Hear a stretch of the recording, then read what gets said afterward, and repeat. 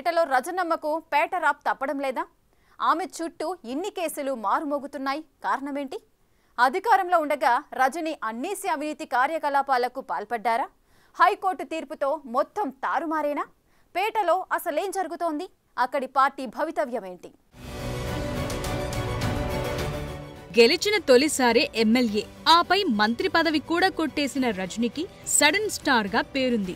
ఎంత తక్కువ కాలంలో ఎదిగారు, అంతే తక్కువ కాలంలో ఆమెపై అనేక రాజకీయ ఆరోపణలు. ఉన్న చోటు వదిలి గుంటూరు వెస్ట్ కి తట్టాబుట్టా సర్దుకెళ్ళింది ఇందుకేనంటారు. అక్కడ ఏదైనా గెలిచారా అంటే అది లేదు. వెళ్లినంత సేపు కూడా ఉండలేకపోయారు. ఆ వెంటనే రిటర్న్ అయిపోయారు. సరే, ఇలాగైనా పేటలో ఏ పోరు లేకుండా ప్రశాంతంగా ఉన్నారా అంటే అది లేదు. ఆ ఆశ కూడా అడి అసలైపోతున్నాయట రజనీ మేడం గారికి.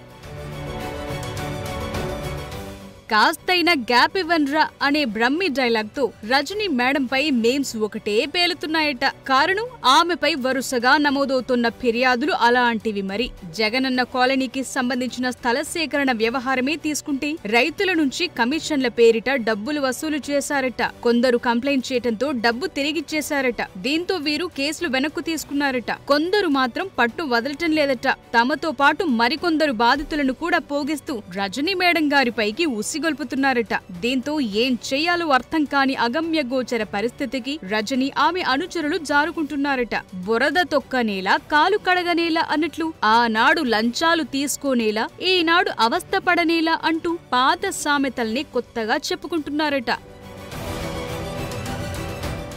ఇవన్నీ ఇలాగుంటే ఎన్నికల టైంలో రజనీ తన దగ్గర 5 కోట్ల రూపాయల డబ్బు తీసుకుని మోసం చేసిందంటూ సొంత పార్టీ నేత మల్లెల రాజేష్ ఆరోపించారు. అప్పట్లో ఈ అంశం కలకలంగా మారింది కూడా. దీనిపై ఆనాడే రజనీ అనుచర వర్గం ఆందోళన చెందారు. ఈ ఆరోపణలు తన విజయానికి అడ్డుపడేలా ఉందని రజనీ వర్గం డైలమాలో పడింది కూడా. వీటన్నిటినీ తట్టుకుని గెలుస్తామంటూ ప్రగల్భాలు పలికిన ఓటమి తరువాత అందరూ నవ్వుకున్నారట. ఇవన్నీ ఒకెత్తైతే రజనీపై పిల్లికోటి అనే వ్యక్తి ఫిర్యాదు చేయటంతో ఎస్సీ ఎస్టీ అట్రాసిటీ కేసు నమోదైందట. తనను స్టేషన్లో తీవ్రంగా వేధించారంటూ కోటి చిలకలూరిపేట పిఎస్ లు కంప్లైంట్ చేశారు. దీనిపై విచారణ చేసిన పోలీసులు సిఐ రమేష్ పై కూడా కేసు పెట్టారు. ఈ కేసుతో పాటు రజనీపై బాలాజీ స్టోన్ క్రషర్ కేసున్న సంగతి తెలిసిందే. ఈ అంశంలో నాడు విజిలెన్స్ ఎస్పీగా చేసిన జాషువా, రజనీ బావమరిది గోపీనాథ్, పిఏ రామకృష్ణ పైన కేసులు నమోదు చేశారు పోలీసులు.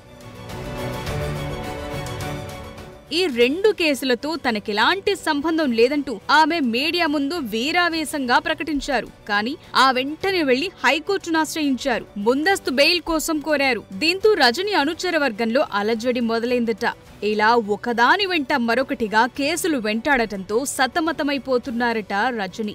ఇటు తనపైనే కాక తన అనుచరులపైన కేసులు బుక్ అవుతుంటే ఉక్కిరిబిక్కిరిగా ఫీల్ అవుతున్నారట. పైకి ధైర్యంగా ఎదుర్కొంటారని రజనీ మేడం మేకపోతు గాంభీర్యం ప్రదర్శిస్తున్నా లోలోన మాత్రం ఆమె గజగజ వణికిపోతున్నారని అనుచరులే అంటున్నారట. తాను మాత్రమే కాక తమను కూడా పీకల్లోతు కేసుల్లో ఇరికించేస్తున్నారని వీరు వాపోతున్నారట. ఆనాడు ఆమె చెప్పిన టల్ల చేటుమే తమకు చేటు తెచ్చిందని వీరు తీవ్ర ఆందోళన వ్యక్తం చేస్తున్నారట. ఆనాడు మర్రిని కాదని రజనీని నమ్మినందుకు అధినేత జగన్ కి కూడా గట్టిగానే శాస్తి జరిగిందని అందరూ అంటున్నారట. ఇటీవల మర్రి పార్టీకి రాజీనామా చేయటంతో పార్టీకి ఇటు గోడ దెబ్బ అటు చెంప దెబ్బగా తయారైందట. ఇటు తనను నమ్ముకున్న వారిని అటు పార్టీనే నమ్ముకున్న వారికి రజనీ తీరని నష్టం కలుగచేస్తున్నట్టు మాట్లాడుకుంటున్నారట. దీంతో ఈ ప్రాంతంలో ఫ్యాన్ పార్టీ రెక్కలు ఒక్కొక్కటిగా విరిగిపోతున్నాయన్న శబ్దం వినిపిస్తోందట. ప్రస్తుతం రజనీ ఆమె అనుచరగణం హైకోర్టులో 2 కేసుల్లో ఎలాంటి తీర్పు రాబోతోంది అన్న ఉత్కంఠగా ఎదురుచూస్తున్నారట. ముందస్తు బెయిల్ కు కోర్టు అనుమతిస్తే సరే, లేకుంటే ఆమె విచారణకు హాజరు కావాల్సి వస్తుందట. మరో కొత్త సమస్య ఏంటంటే, ఒకవేళ రజనీని పోలీసులు అదుపులోకి తీసుకుంటే పార్టీ పరిస్థితేంటి? ఉన్న మర్రి రాజశేఖర్ కూడా లేకపోవడంతో తమకు దిక్కెవరంటూ బావురుమంటున్నారట ఫ్యాన్ పార్టీ కార్యకర్తలు.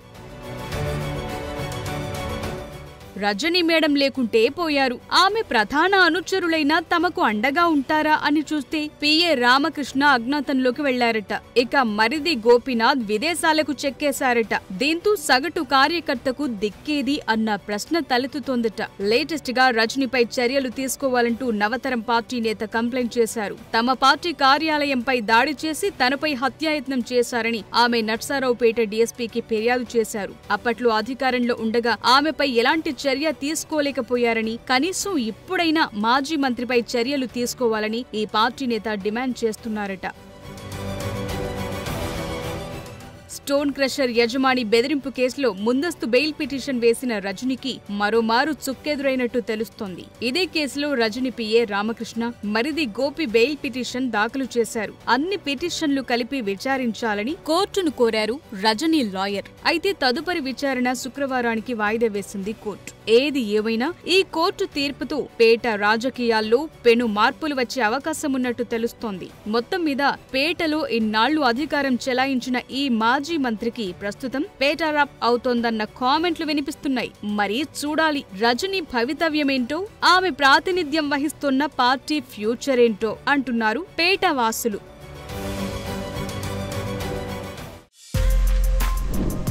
For more videos like this, subscribe Big TV channel.